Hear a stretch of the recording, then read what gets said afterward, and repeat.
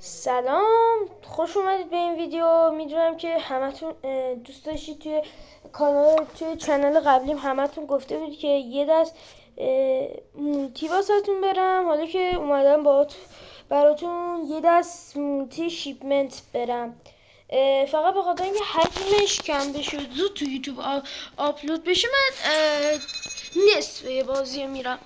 فقط تماشا کنید.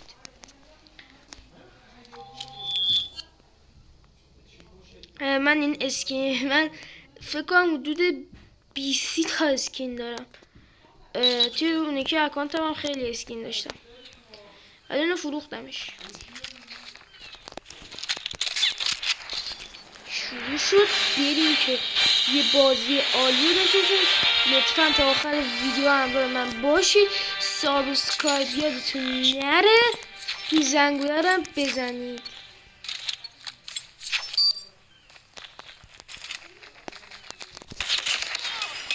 اوه،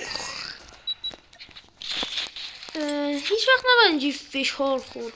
بعدم شد آخر بازی ادامه داد.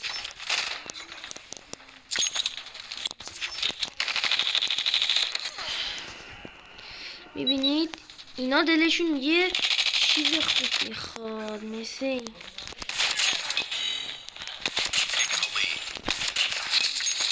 از اول باید اچ اس لیجن رو باید از اول برم داشت.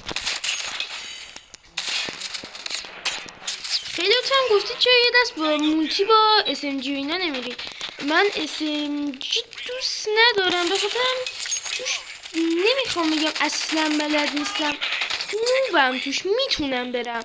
حالا یه ذره انشالله ساتون تمرین میکنم، یه ویدیو عالی میرم.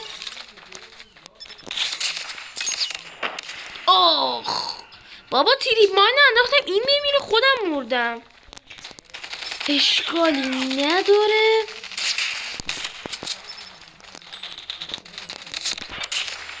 من ویدیو رو سریع خاتمه میدم، یه دوتا انمی دیگه بزنم ویدیو رو تموم میکنم. خب تموم شد، اینم بزنیم و تموم. سلام، خوش اومدی. لانگ شات رو دیدید؟ حالا امیدوارم که از این ویدیو خوشتون اومده باشه. کامنت هم بذارید، شاید دوباره قرعه کشی بذارم. نه، اگه کامنت بذارید شاید یه قرعه کشی بذارم. ببینید همتون میتونید اینجوری بازی کنید، منتها باید همیشه اتچمنت های خوب داشته باشید. من خودم تازه به این نتیجه رسیدم و این بازی رو وین کردیم. خدا نگهدار.